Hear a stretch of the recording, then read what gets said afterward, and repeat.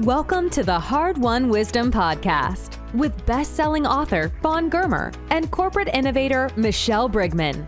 Come here weekly for career and life-changing conversations with some of today's most influential thought leaders, senior executives, and trailblazers who will share their mentoring wisdom.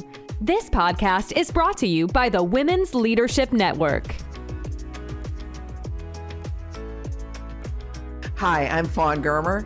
And I'm Michelle Brigman. And this is the Hard-Won Wisdom Podcast. This week, we want you to meet Indy Lee. Indy is someone who has the most inspiring, powerful business success story that came out of a personal struggle that is going to just really rock you.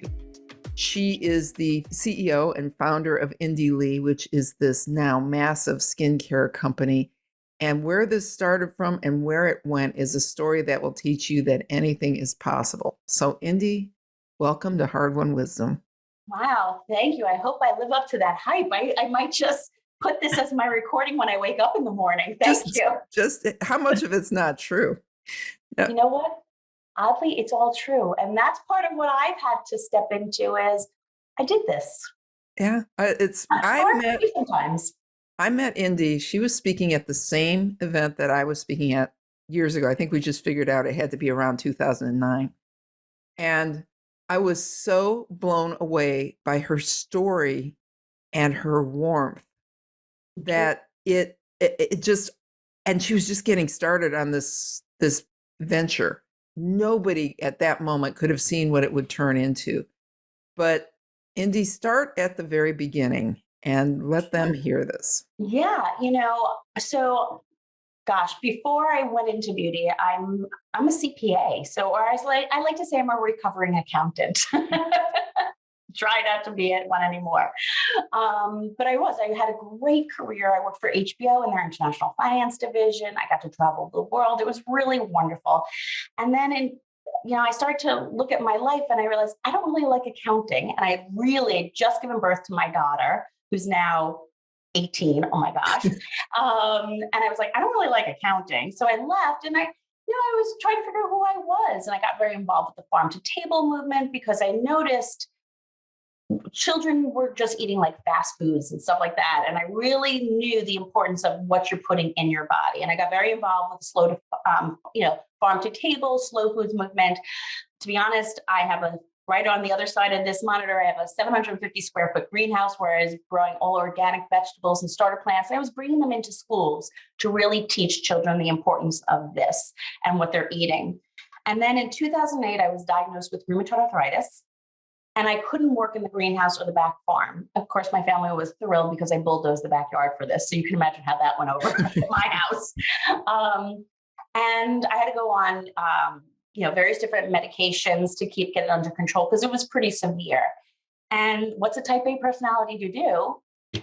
I'm trying to figure it out. I'm absolutely bereft, oh my God, I've got to do something productive because I'm one of those type A personalities. And my sister announced that she's pregnant.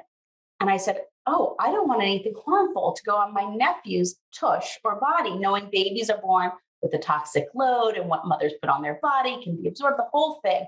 So I created, using ingredients that I was growing in my greenhouse, a little line for my sister. And I called it the Botanical Baby.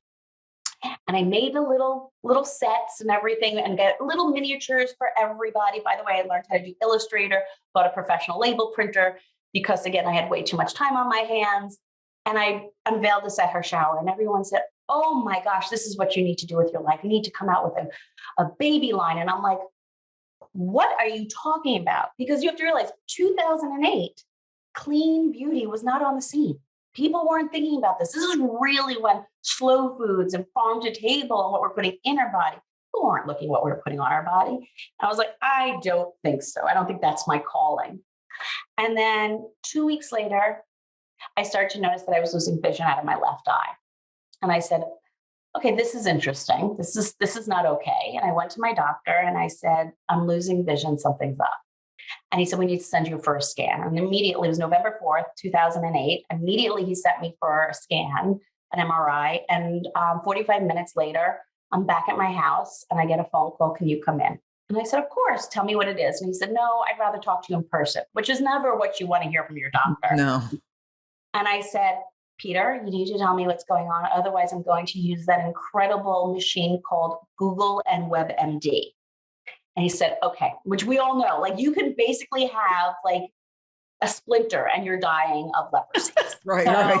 Never do that. So he's like, come in. I said, okay, I'll tell you. He goes, but you have to get in the car. And I said, I have keys in my hand. And I did.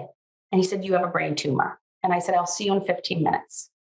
And that was the most powerful day of my life, but not the way people think. People go, oh my God, what did you do? Who'd you call? I called nobody. I got in the car and it was this beautiful fall New York day. The leaves were beautiful. The weather was perfectly crisp. And I had the windows down. And as I'm driving, I realized that I was 37 at the time, that for those 37 years leading up to that moment, I was a passenger in my own life and not an active participant and not the driver. And I said, I don't know what this is, but something incredibly powerful is going to come out of this if I would just get out of my own way and allow it. Because I was someone who had to manage my life, right? I was a planner. I was what I would call a check the boxer. Had 2 kids, boy and girl, check, check. 2 dogs, they had to be yellow labs, check, check. Had to have this, check, check, this kind of, up, down the road. And I would plan my life over the boxes I needed to check off. And I said, you know what, from this moment forward, whatever happens, I'm going to live every day for whatever I have left with what I now affectionately call the 3 Ps, which is purpose, passion, and to be fully present in the moments. And by the time I got to the doctor, I was transformed. And I walked in and I said, what do we have? And he's like, I think he thought I was just going to come in a mess. And he's like, you seem oddly okay. And I said, I am.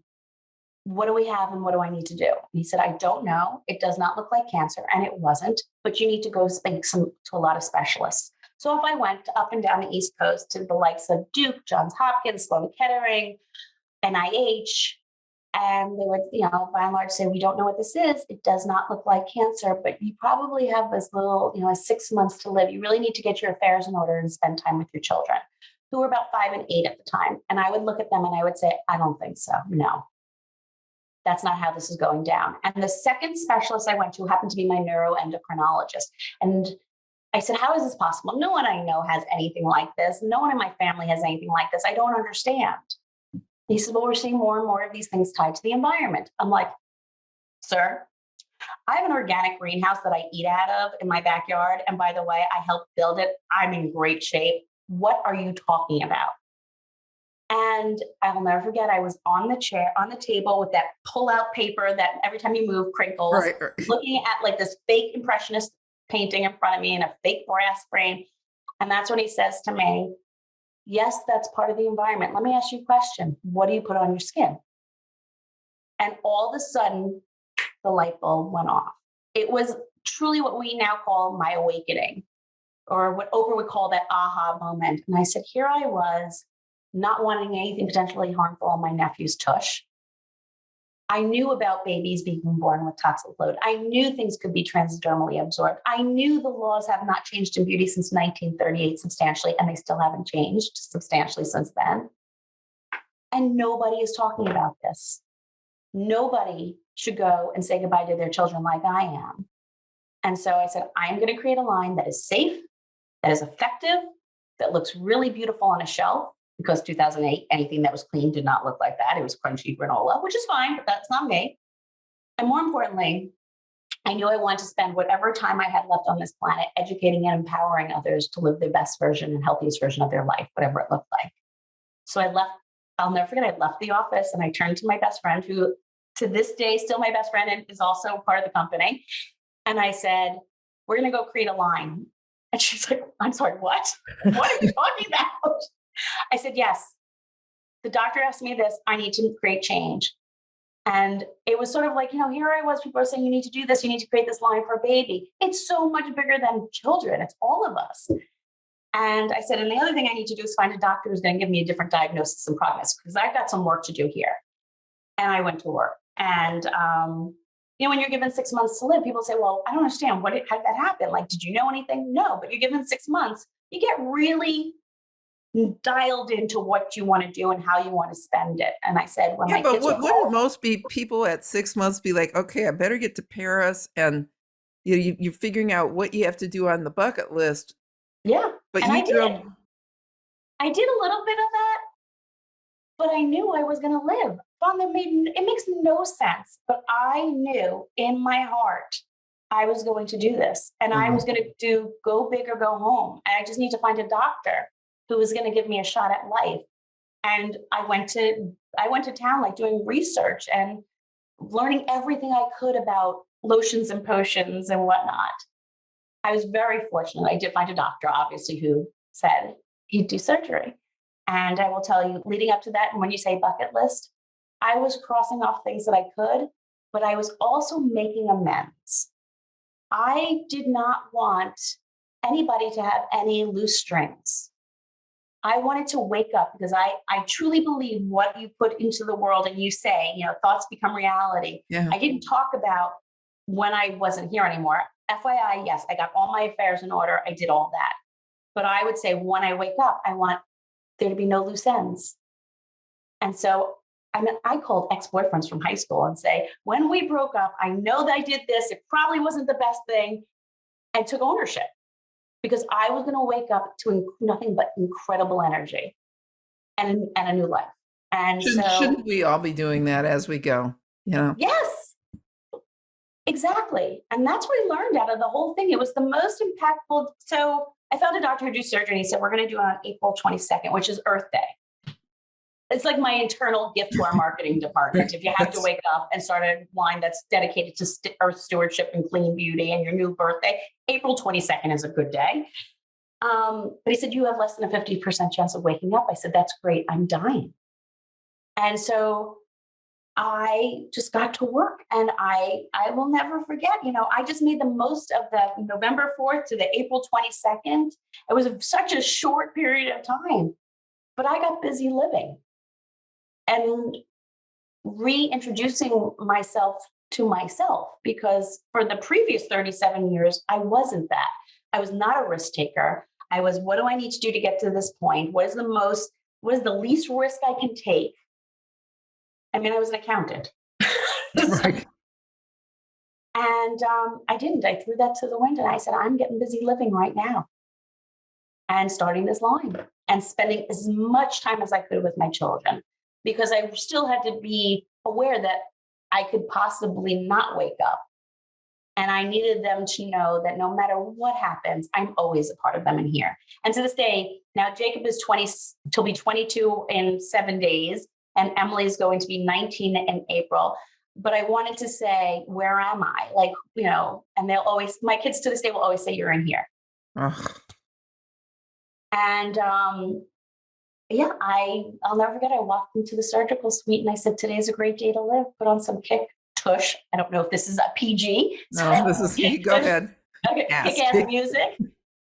And let's get to work. Of course, the anesthesiologist then asked if I had been taking recreational drugs or if I had been drinking. Nobody was really that positive ever walking into brain surgery like this. And I'll never forget, because I walk in, there's the whole surgical suite looking down and this huge room with all these things going on. And I just said, I'm making it. Today's a great day to live. And I got on the table. And when I got on the table, I couldn't see from, about mid, center to the left, because I really lost most of my vision at that point. And when I woke up and I opened my eyes many, many, many, many hours later, I was able to see completely. And the doctor, I'll never forget, took my hand and he said, you're done. And I said, could you explain what that means to you? Because it'd be very different to me. And he said, we got everything. Welcome to the rest of your life. And by the time I got to the recovery room, I got on the phone with the person who's helping me with the website. I said, we're good to turn it on in a month. He goes, did you have the surgery? And I said, yes. He said, you seem really awake. I said, it's time to get busy living. And I have not stopped on it, Michelle. It has been the most surreal journey of my life. But that doesn't mean I don't still have pitfalls and I haven't faced more obstacles and all those things. But it was the impetus for me to realize it's okay to take risks. It's okay to quote unquote fail. I hate that word because it's just to me a learning experience. all those things create this beautiful, colorful life. Michelle, how does this hit you? Because you haven't heard this. Isn't this just mind-blowing? It's mind-blowing. And there's so many things that I'm thinking about as I listen to different moments through your journey. But I think the first thing that's jumping out to me that I'm curious about is, let's just be honest for a minute. When we get bad news, our posse shows up, right? But they tend to want to keep you down in the victim place. So I am really curious how you managed that, how you managed your attitude, because everybody loves you. They love you. They're around you. They want to help you, but they're helping you be comfortable in the bad news instead of fighting your way back to the good news typically. Oh, so you spend time with my family. That's what happens, right? Michelle, it was really interesting. I'll never forget that at one point my father and I were in each other's face, and I thought he was we were screaming at each other because he was so angry because I was dying and I didn't realize it. And I said, I cannot afford to think like that. So first thing to know is I've been a practicing Buddhist for 21 years. So I do credit that part of me. To understanding miracles are possible, you need to put it out there and really stay hyper focused on that. And I have to say, I don't have an appetite for those people, I don't have an appetite for negativity. I don't have an appetite for this. That doesn't mean that I don't sometimes go down that rabbit hole. I'm human, but I'm one of the people who gets out real quick. And so I surrounded myself with people who were going to lift me up and be a part of getting to where I want to go, and not the other. I also had small kids. They needed to see me being positive. But that doesn't mean that everybody in my life was vibrating at that level. My parents were they wanted to do that. And I'm like, I can't. My mom to this day still does it. And I'm like, we have control over such little things. What we do have control over is what we do and the emotions we allow, right? I don't have space to allow those negative emotions, especially when I have a short period of time. And I made it really clear that that's where I stay. And I will tell you, I will credit, and I hope I'm going to make her listen to this because although she knows who Fawn is, my best friend Dana, every morning we text each other since the day I was diagnosed, GMS or Good Morning Sunshine, right? Since November something. Wow. Every morning, I will tell you, every morning, wherever either of us are in the world, we will get a text back and forth, GMS, Good Morning Sunshine. And those are the people that I need in my board of directors of life. Right. And I will tell you, I credit her with the fact that I'm still alive. 100%, because she kept me positive. And I have some other incredible friends, like my friend Mar and my friend Susan at the time. They kept me positive. And that's where I embraced. Did I have a bad day or two? Yes. Can I say I had a lot of them? No, I didn't. So when you woke up, physically, were you in a pretty good place, or was there a long recovery after that? Well, it's interesting. They do, science shows that how you go into like anesthesia, all those things is how you wake up. So I went in, which was very confusing for people there. They wanted to get a social worker because they really thought I didn't understand. I went in like, I got this.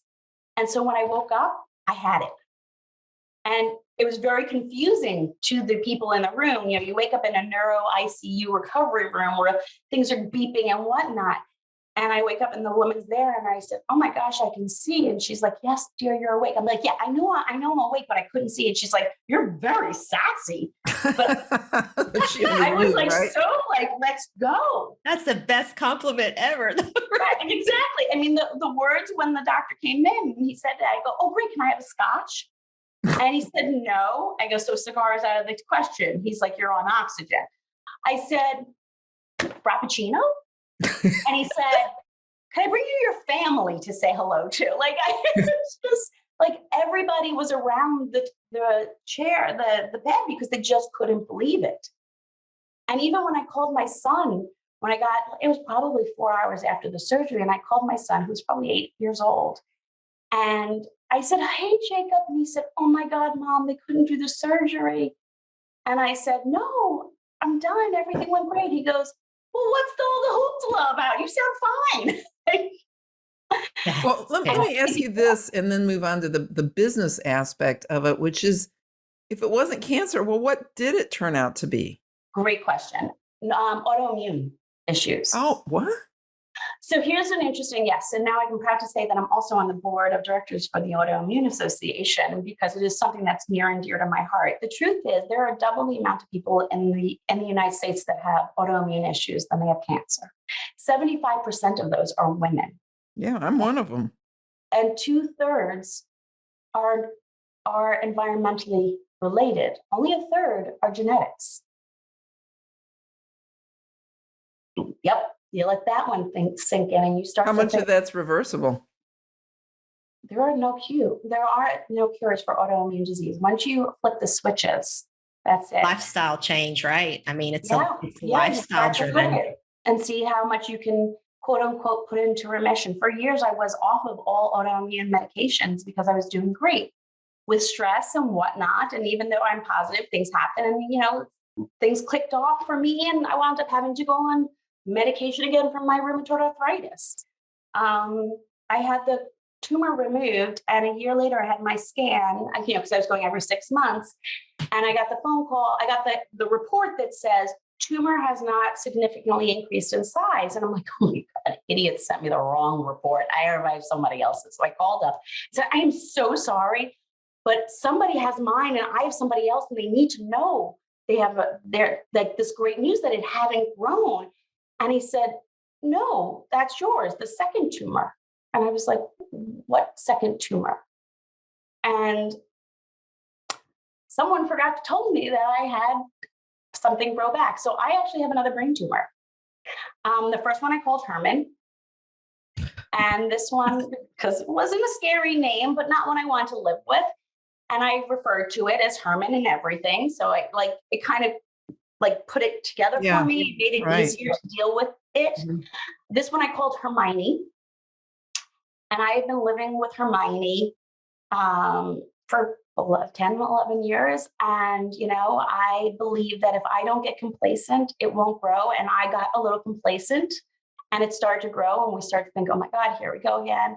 And I said, okay, I know what I need to do. I need to take control. I need to figure out what I'm not doing true to my mission. And I will tell you, the interesting thing is I went for my scan 2 years ago, and I said, I'm done. I'm never going to get complacent again. I know what I need to do. It's time for it to go away. And the doctor said, that's lovely. We just don't want it to grow anymore. Because if it grows, I will lose my vision or all those things. And he said, that's not possible. We just need it not to grow. And I said, anything is possible. And he called me after my scan, and he says, I don't even know what to tell you. And I said, it did not grow. It did not grow. I am not complacent. He said, no, it shrunk. I have no explanation. I said, of course you don't, but I do. Well, I definitely want to hear about that, but I want you to tell the listeners a little about the industry you created, so that creates the credibility for what you're about to tell them about how that what you did to cure for yourself.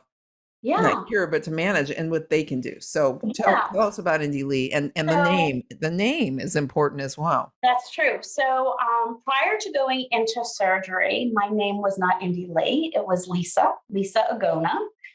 And when I was first diagnosed, I wanted to blog. I have this big family. I really wanted to just not spend on time with them. On the phone doing what you were saying, Michelle, the doom and gloom. They wanted to be there, but they just needed that. Mm-hmm. So I said, I'll create a blog, and you can read every day my doctor's prognosis and what's going on. And I didn't want to call it like Lisa Agona. So I called it Indy Lee, which stands for Independent Lisa. And so I knew I wanted to create this line. And we originally named it the Botanical Collection. People were like, but it's about you and your journey, and that lemons to limoncello. But your name doesn't look really good on a box, Lisa Agona. And they're like, well, what's your maiden name? I said, Lisa Swingross. They're like, no, that is not going on a box. Lisa what? Swimgross? Swingross. I'm like, yeah, could you imagine a beauty So I said, well, I blog under the name Indy Lee. And they're like, congratulations, that's your name. I changed my name. And it really is, the brand is really all about this clean beauty journey. You know, as I said, when I started, it wasn't on the scene. I am so proud to say I am a pioneer in the clean beauty industry. And part of the reason clean beauty is no longer a trend, it is a mainstay. And it really was about educating and empowering and showing that you no longer have to sacrifice potentially your health for effective beauty, that you no longer have to sacrifice style for effective, powerful beauty products, especially skincare, which is, I mean, let's face it, it is one of your largest organs. And people are only focusing, you know, on their face, a little bit on the face. Like, you need to really think about what you're putting on your body. How many of your listeners, when they go to the store to pick up food, they look at the back of the label because they're cognizant of what they're putting in their body, but they also need to look at what they're putting on their body. And that's really why I wanted to create this line and then create a platform for educating and empowering people to help them make those decisions, whatever works for their lifestyle. I'm an 80-20 gal. I mean, you know me, Fawn. I'll have martini and whatnot. And, you know, I truly believe if you have that perfect red lipstick and if it isn't quote unquote clean, if you love it because you feel fierce in it, you put that on every day and you rock it. I like to say, I know the risk, I make the choice. And that's what I want to help others do. And that's what we've been doing. And so I launched the line in late 2009, 2010. And now I'm really proud to say that, you know, what used to be made in my house, and it started off as a farmer's market brand, but I used to say wanted to be, you know, is now this global brand. We're in about 1,600 doors around the world in the likes of, here in the US, Ulta, Blue Mercury, Nordstrom, Neiman Marcus, all the clean beauty retails, the Credos, the Leahs, the Folanes, the detox markets, all of them. And I think over 100 boutiques. We're in Canada, we're in Southeast Asia, in Sephora, we're in Europe, in Sephora and the Galeries Lafayette. And I mean, it's just, we launched in the Middle East. It's insane to me. And when I met you, it was just starting. And I remember you got to Saks because that was first, right? That was probably, it was Saks and Henry Bendel. So that was probably 2012. Oh, so that's later. Okay. Yeah, later. Yeah. But I remember, no, that was after I met you when you did. I thought she's got something. And the other thing I remember, and this is why I know it was before that, is that my former partner had cancer and you sent a package for her, which to me said something not only about, you know, your vision, but just the kindness that you cared so much that you wanted to help Rebecca, and she still uses those products. So I don't believe that this product that, you know, I grew up in business and I understand a P&L and I understand, but now more than ever, and I think that this world needs more compassion. And it's not only just always about, well, go ahead and buy it. We need to start doing things to make other people feel good about themselves. And I think that was part of why, when you asked the question, was it a long recovery? It wasn't as long as most people thought it was going to be, because I was in such a positive state. And I really believe your mindset really has more control over your body and everything than people even realize. There's just so much we're still finding out about neuroplasticity and how that can change your mind, change your life, but physiology too. And I think by being a brand that walks the walk and talks the talk and is about compassion, and, you know, I'll talk to any consumer. Sometimes they'll write it on a direct message on Instagram. I'm like, what's your phone number? Let me call you. You know, if someone writes something personally, write a personal letter. Right. Those connections is what's so needed in the world right now. And I think that's part of the brand ethos and why we've done so well. How many products do you have now? 37? That's amazing. It's incredible. It's incredible. It's incredible. I mean, FYI for listeners, it is not still made in my house. I just want to let you know that. And we are formulating to a Cosmos level, which is this overarching umbrella global certification that are from leaders in biodiversity and sustainability. So it's really making sure products are are safe from farm to face. Like, how's the agriculture? What is the manufacturing process? I mean, there's so much to it, but I think we need to really take a look at these things and have the conversations too. Right. Well, Indy, I'm curious on a more general sense, because there's people out there that they're in this pivot place, like they're trying to get a business started or they've had it for a while and it's maybe stuck. Talk a little bit about how do you get the knowledge? How do you form the team around you whenever maybe you don't have the money to back it up? Yeah. Figuring out a supplier, figuring out marketing. Like what's some advice that you would give that entrepreneur that's early in their journey? I think the best thing you can ever do is know what you know and know what you don't know, and then surround yourself with people who are best in class in the areas that you don't know. I think that asking for help is everybody's superpower, and yet we're so fearful because for years we were saying asking for help was a weakness. I actually believe it is a superpower, and asking for help and asking people how you do this. I had no knowledge of this. And all it was, listen, did I sacrifice? Yes. I sold all my jewelry, emptying my 401k, and I'm still paying off credit card debts. And yet I've been invested in. So I think people also have to realize there's nothing I haven't done for the company. But there's a lot of hard work. There's a lot of bumpy roads. There's a lot of missed sleep. I can be the most positive person in the world, but that doesn't mean that there aren't issues that happen that you have to work through. Well, where would be some places or resources or who to go reach out to for some of these folks? Like who did you lean on more specifically? Were you listening to, I don't know, podcasts? Were you I don't know if it works talking to, like, I'm curious about a lot of books. I don't know where to get started. Where do I go? Yeah, I read a lot of books. And then I would go to stores and I would say, oh, this is an interesting product. And then I would learn how they chose those products in the store. And I worked in a store too. And so I can learn retail and how people pick things up and people like how they're buying things. And then I spoke with a lawyer because I needed to understand exactly the business structure. Now, granted, I did have a business background where I'm setting up businesses overseas. So I did have that background. But then I would talk to formulators because I wanted to be safe. I wanted to be tested.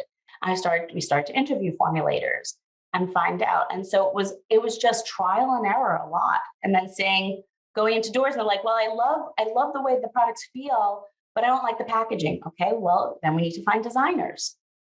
Okay. And by the way, my designer's been with me now 10 years. Yeah, your stuff looks so beautiful. It's beautiful. It's just really. And then realizing, I had a great product, but nobody knew it. Okay, how do you get known? Okay, we need press. Okay, how do I get press?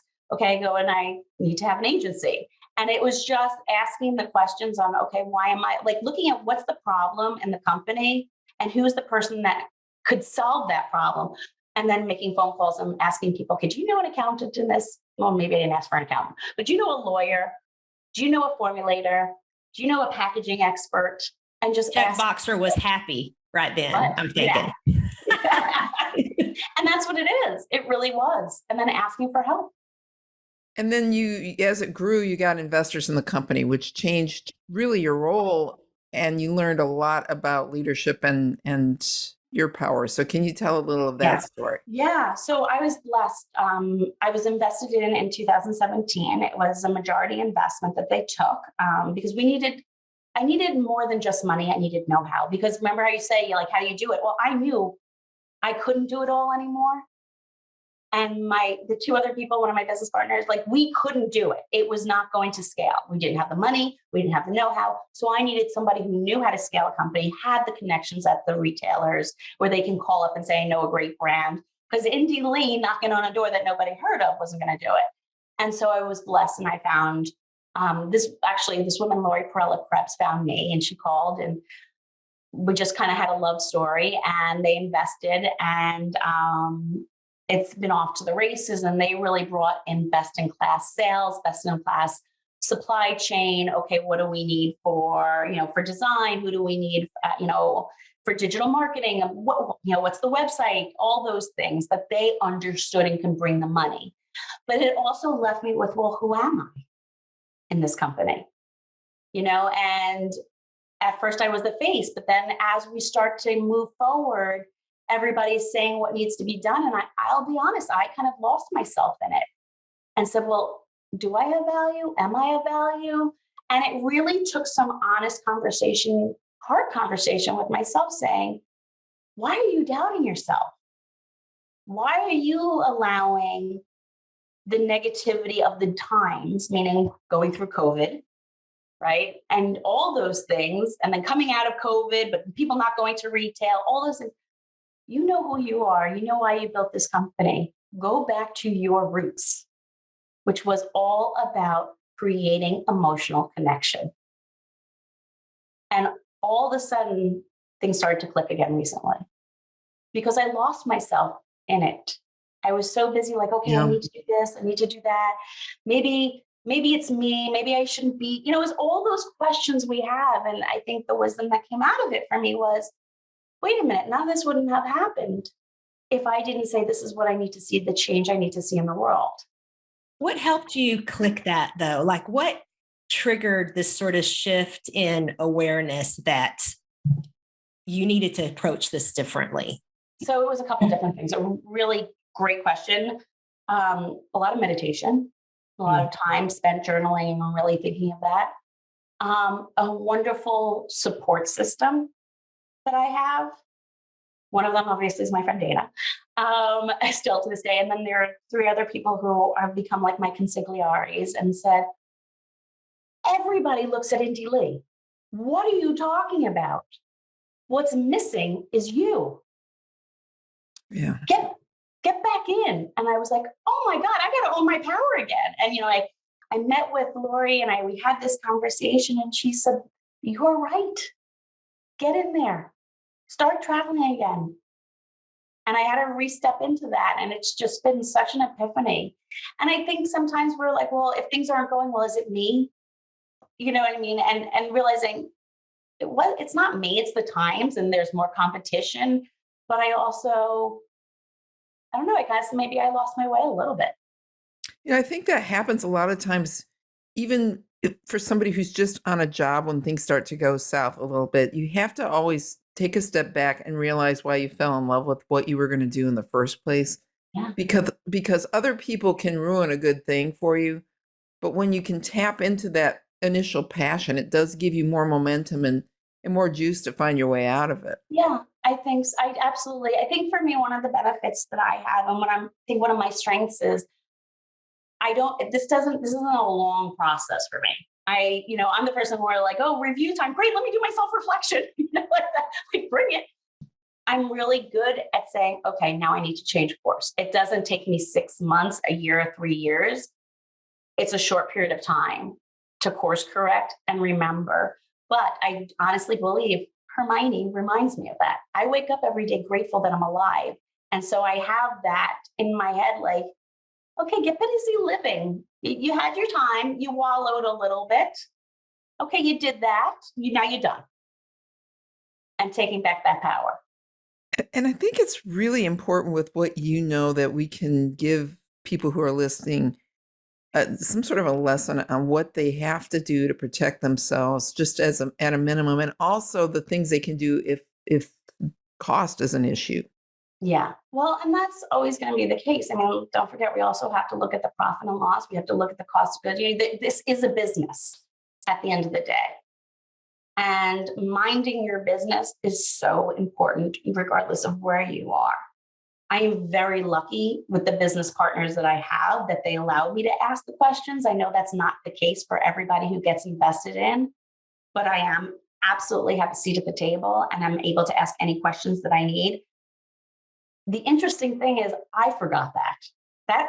That is nobody's fault but myself. And I think that's part of the thing is you need to be able to ask the questions and not be afraid to ask the questions and not be afraid to make some hard decisions too. Sometimes it is, unfortunately, and I've been blessed and we did not let anybody go during COVID, which I'm really proud of. Wow, that's great. Yeah. How many people work in the company now? Well, the structure is a little interesting because Ancora invested in us and 2 other companies, but I would say within Ancora, there's probably like 40 something people. But, some of them work on not just Indie Lee, they work on the other ones. But I'm really proud to say we didn't let people go on the Indie Lee side. And I don't believe on the other side too. But sometimes that is the hard decisions that you have to make. And you have to be willing to course correct. And you have to be able to say, we made a mistake. We need to change this. And I think what I meant in my last question was actually more about product. What, as a consumer, do we need to do as a minimum so that we don't get brain tumors? So we're protecting ourselves, the easiest things we can do to make changes. And then for those who are on budgets, those people who are on budgets. Got it. Sorry, I thought you meant like from a business side. See, I always I thought when I was thinking about it, I was like, boy, that's interesting. That question could go both ways, but let's take it the other way now. No, the other way is, I think the most important thing you can do is be a conscious consumer, right? And I think what that means is you have to be your own advocate and your own watchdog. You can't just believe that whatever is on a shelf is good for you, because the truth is you don't know. There are no laws regulating personal care products to that extent. It is up to the brand to pull products if there's consumer concerns. Like if there are warnings and people have called in and said, no, I don't like that product, it's up to the brand to pull it, which is very interesting. It's not like over in Europe where all of a sudden someone says, I have an issue with this and the product's pulled. So you do have to be your own advocate. You do have to be your own watchdog. So what I would say is, just like you do with your food, look at the back of your ingredients. If you're not sure what things are, read them. I would say you no longer have to sacrifice the efficacy to have, right, when you're going clean. So I think there's that thing like, oh, great, now I'm not going to have a powerful, moisturizer, or I hate the anti-aging word, but, I want something that's going to address the appearance of fine lines and obviously signals of becoming more mature. I get it, but you don't have to sacrifice that by going to a clean product anymore, because the science is now there. It wasn't there, by the way, in 2008 when I started, but it's come so far because the demand is there. And I think that's why you're seeing clean beauty products wind up in the normal retailers like the Nordstroms and the Sephoras these days. I would also take a look at, people always ask, how do I go clean? Say I want to make this switch. How do you do it? I don't ever recommend you doing it all at once, because if you have a reaction to one ingredient, one product, you're not going to know what it is if you just changed everything. And by the way, you can have a reaction to the most natural of products. Poison ivy. Probably you don't want to slather it, but it is botanical based, right? So there is that thing, oh, wait, there's a reaction. Oh, clean beauty doesn't work. No, you might have a sensitivity to an ingredient, just like you have a sensitivity to a fruit. And so you have to be mindful of that. And that's why I say one at a time. For me, the big no-nos, are things like phthalates, which are hormone disruptors, usually in things called fragrance. So that's all over there because fragrance is protected by trade secret rules, just like, Coca-Cola and the secret sauce. And there can be up to 3,000 different things that could be within that one word. So I think that's part of it. It's knowing brands and trusting them and looking for what their transparency is. I think you just have to be a better advocate and consumer. Is there some website that shows you what's dirty and what's not? So yes and no. A great way to start is the EWG, but you have to realize it is a lobby. So I think it's a great starting place for ingredients. I will tell you, whether or not you buy products from me or not, if you go to our website and you go to educate, you will see there is a list of the ingredients we do use that gives all the information about them, pictures, etc., the botany. We also have a really good list of what we won't formulate and why and how to find it. So again, great resource. For me, it is about education. I think the website has a tremendous amount of resource that you can pretty much print out and take with you into stores. Well, and I know that there's some little tricks too that I would share, right? For somebody that maybe wants to dabble, next time you run out of your moisturizer, just wait till you run out. And instead of buying the traditional moisturizer, now's a great time to try a new product. Yep. Right? Try a new clean product. Even, moving beyond cosmetics, this goes to, right, clothes. Where are you buying your clothes? What deodorant are you using? You can buy some great natural mineral deodorants. Yes, you can get even your home cleaning products. That's another thing that people don't think about, right? You can convert all of that. You're putting a lot of poison in your home. And, I mean, those are just practices that I personally do that started me on my journey. So it's easy. You're not overwhelmed with, oh my God, I've got to throw everything out and change it all. Just take small steps. And every one of those small steps is heading you in a better direction. I always say one product at a time. And when you're at the quarter of the way through, start doing your research. Go look at some of the cleaner retailers that will have everything, including, your cleaning supplies and everything, makeup, cosmetics, personal care, and one product at a time. Within 6 months, you will have cleaned your entire routine and environment, because you shouldn't be keeping things past 6 months anyway. Yes. And then be really careful when you go into and I don't mean big box discount stores. I mean, like they may be chains that you can buy things really cheap, because they will have knockoffs, and they will have knockoffs that are made overseas in very dirty conditions. And so who you buy from is important as well. I also think that people need to realize that in order to see how do you create change, you vote with your dollars. So how you spend and where you spend your money will create a ripple effect. Right. That's on that level. I don't think I'm going to change the laws, because you've got tons of lobbyists and chemical companies. Everything's a chemical. I shouldn't say that water is a chemical, but you've got other conglomerates who are going to lobby for one thing versus the other. But what you can do is start to vote with your dollars. And I do believe that's why clean beauty is now mainstay and not a trend, because people are now asking and demanding it. And you can do that with the cleaning, everything.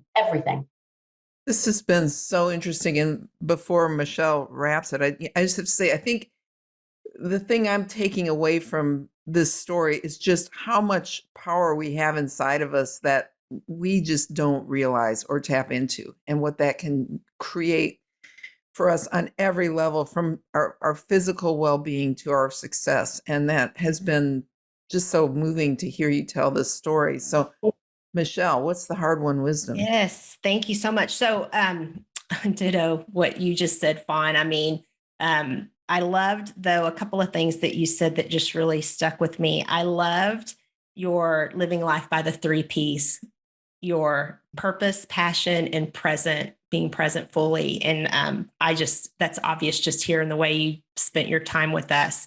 I also like something that you said really around your purpose, and you realize, right, people need relationship, connection more than anything, but you said it's really about helping others live the healthiest version of their own life.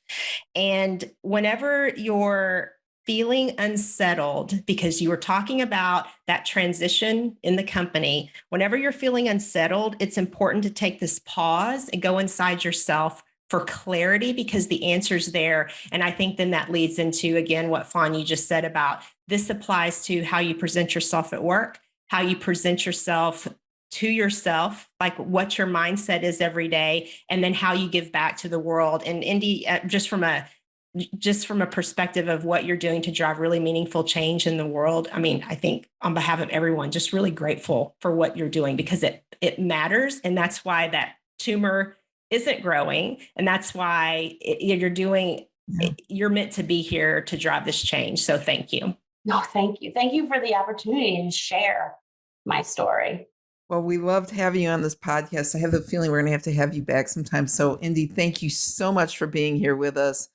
Everybody, thanks for joining us on Hard-Won Wisdom. Make sure you watch for events with the Women's Leadership Network, and we will see you next week.